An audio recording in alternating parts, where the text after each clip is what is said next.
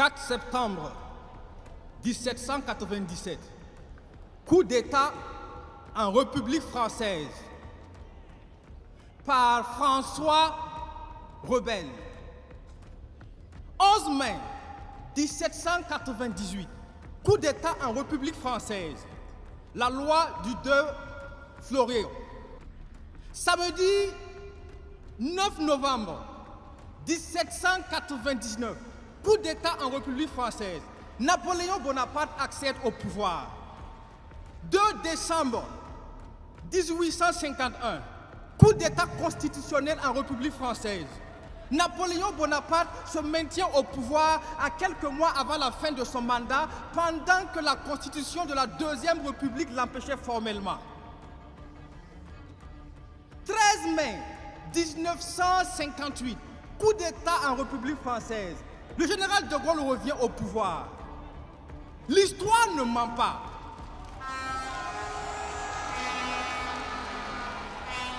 L'histoire ne ment pas, sauf si on laisse les menteurs la raconter. Avant même que le Burkina Faso n'accède à l'indépendance, la République française avait déjà connu 6 coups d'État.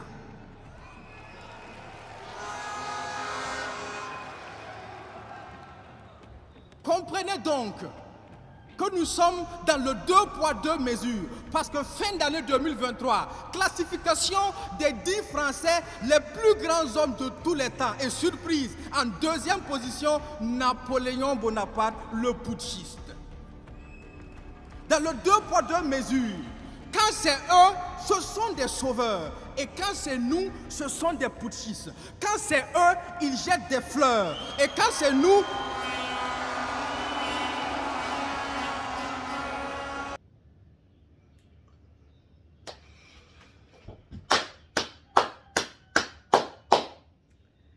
Eh bien les amis, bon, très belle allocution venant de la part de ce jeune Burkinabé. Je dis bien très belle prestation. Eh bien les amis, j'ai vu cette vidéo, j'ai décidé de la partager avec vous parce qu'elle m'a off. Donc la vidéo, c'est la m'a fini seulement. C'était une des premières fois que je vois un jeune Africain s'exprimer avec autant d'éloquence en ce qui concerne l'ingérence française du côté de l'Afrique. Maintenant, après avoir écouté ce jeune Burkinabé, vous pouvez me dire en commentaire, c'est qui le véritable donneur de leçons? Selon vous, qui est mieux placé pour donner les leçons entre la France et les États de l'AES? Ce jeune Burkinabé, avec autant d'éloquence, a donné en quelque sorte une bonne correction au gouvernement français, notamment en ce qui concerne son ingérence, autant pour nous, dans les affaires africaines. Celui-ci laisse clairement comprendre que ce sont eux qui nous traitent de putschistes, ce sont eux qui nous traitent d'affamés, ce sont eux qui nous traitent de ci et de ça. Mais en réalité, les vrais putschistes, ce sont eux. Seulement qu'à leur tour, ils préfèrent ne pas utiliser le terme putschiste. Ils utilisent plutôt un terme un peu plus révolutionnaire. Donc, ils traitent leurs putschistes d'hommes souverains, d'hommes là qui, en quelque sorte, est considéré comme un héros. Mais pourquoi ne pas aussi nous laisser, nous, du côté de l'Afrique, traiter nos personnes que nous considérons comme des héros? Parce que jusqu'à preuve de concret, je ne vois quasiment aucun Burkinabé, ou alors aucun Malien, ou alors aucun Nigérien qui se plaint contre son dirigeant. Ceux-là ont pris le pouvoir, certes, suite à un coup d'État, mais c'était dans l'optique de changer les choses. Des choses qui en ce moment sont très claires. C'est véritablement une révolution. Les pions sont en train de bouger du côté du Mali, du Niger et du Burkina Faso. C'est ce que l'on a assisté tout récemment à la création de l'AES. L'AES qui aujourd'hui est déjà en train de faire ses preuves. Tout récemment du côté du Mali, notamment dans la localité de Tinzaouaten. Nous avons vu une synergie africaine, donc une synergie de puissance africaine lutter unanimement contre les forces du mal. Un jour après la défaite encaissée par les FARMA sur le terrain des opérations, les forces de l'AES se sont dépêchées vivement. Le Burkina Faso a frappé du poing sur la table et a réagi en envoyant directement du côté de Tinzaouaten un arsenal militaire qui a eu en quelque sorte un résultat très visible.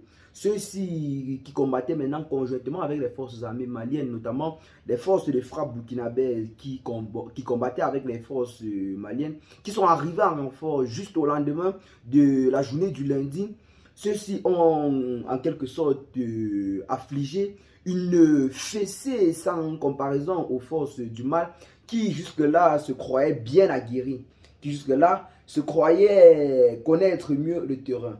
Mais les Burkinabés qui ont combattu notamment avec l'armée malienne leur ont montré que l'union fait la force. C'est juste là un exemple parmi tant d'autres que les choses sont véritablement en train de bouger du côté de l'Afrique. Voir une telle union est quelque chose de très bien. Eh bien les amis, revenons maintenant à ce discours. Nous avons véritablement apprécié cela. Parce que je peux dire que ce jeune Burkinabé a tout dit. Il s'exprimait comme ça devant le chef de l'État burkinabé, le capitaine Ibrahim Traoré.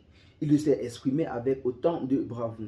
Moi, je pense qu'il serait plus plausible de laisser les Africains s'orienter comme ils veulent. Parce qu'on ne peut pas dire aujourd'hui que les Africains sont encore illettrés, ils sont sous-informés, au point où on doit encore les dicter ou alors leur montrer comment marcher. Je pense aujourd'hui que les Africains, avec les nombreuses révolutions et l'avancée de la technologie, peuvent aujourd'hui s'inscrire tout seuls sans avoir besoin des maîtres pour leur arrêter la main.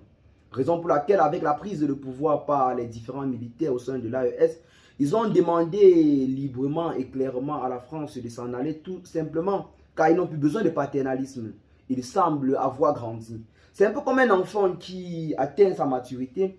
Un matin, il se lève et il dit à son papa, « Papa, je quitte la maison et je vais me chercher. » C'est un peu ce qu'est en train de faire en ce moment le Burkina Faso, le Mali et le Niger. Pourquoi ne pas les laisser se chercher afin que si demain ça ne va pas, ils rentrent toujours auprès de leur père, dire que ça n'a pas marché. Mais on ne peut pas les laisser partir parce qu'on connaît automatiquement qu'ils vont s'en sortir. C'est pour ça qu'il y a de nombreuses pressions, on manipule la CEDEAO, on manipule ça et là pour en quelque sorte frapper ces derniers des sanctions illégales qui finissent par s'appuyer ou alors qui finissent par se répercuter sur le peuple civil qui est innocent dans toute cette histoire. Donc, c'est une très très belle prestation et aujourd'hui, nous profitons de cette vidéo pour saluer cette alliance, notamment l'AES, pour saluer la bravoure du capitaine Ibrahim Traoré, pour saluer la bravoure du colonel Assimi Goïta, ainsi que pour le général Tchani, et sans oublier tous les présidents actuellement panafricains du côté de l'Afrique. Car ce ne sont pas seulement le capitaine Ibrahim Traoré, le général Tchani et le colonel Assimi Goïta qui sont des dirigeants qui veulent officiellement établir une ligne de démarcation avec l'ancienne puissance colonisatrice. Donc nous lançons également un gros big up à ceux-là et nous félicitons tous les Africains qui sont engagés dans ce combat. C'est véritablement historique et nous profitons pour appeler la jeunesse africaine de se lancer davantage dans cette vision de nos différents chefs d'État de l'AES qui se caractérisent généralement par une jeunesse, un souffle de vie encore profond. Quand nous voyons les gens comme le capitaine Ibrahim Traoré, celui-là n'est âgé que de 37 ans et plus, mais sa façon de prendre position devant certains problèmes, vraiment, c'est à couper le souffle. Donc, je crois que c'est là que l'on doit se séparer pour ce qui est cette petite note d'information. Ce que nous voulons véritablement vous présenter dans cette vidéo, c'est le discours de ce jeune Burkinabé devant le capitaine Ibrahim Traoré et devant les forces vives de la nation. Dites-nous massivement en commentaire ce que vous en pensez de ceci.